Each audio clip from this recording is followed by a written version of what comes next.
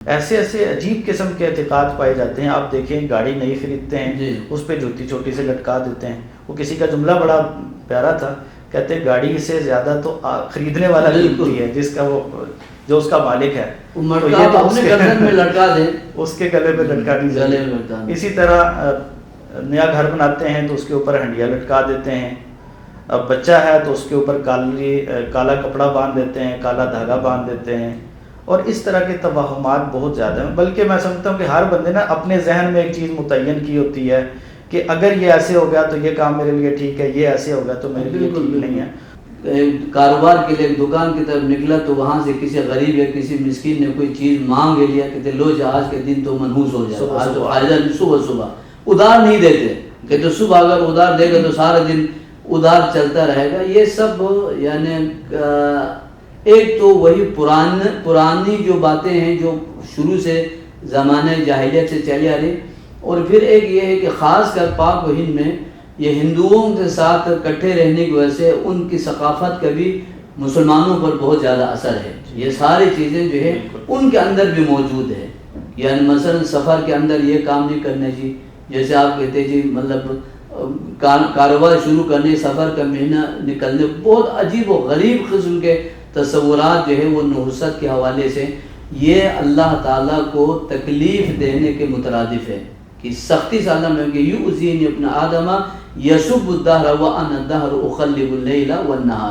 اس کائنات کا, زمین و آسمان کا خالق, بلکہ یہ اوقات کا, وقت کا بھی خالق.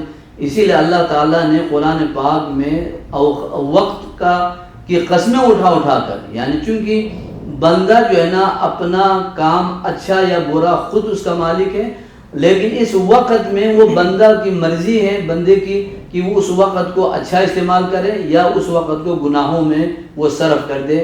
اس لیے وقت کی اہمیت تو دلانے کے لیے اللہ نے قسمیں اٹھائی ہے کہ والعصر ان الانسان لفی خسر والضحیٰ.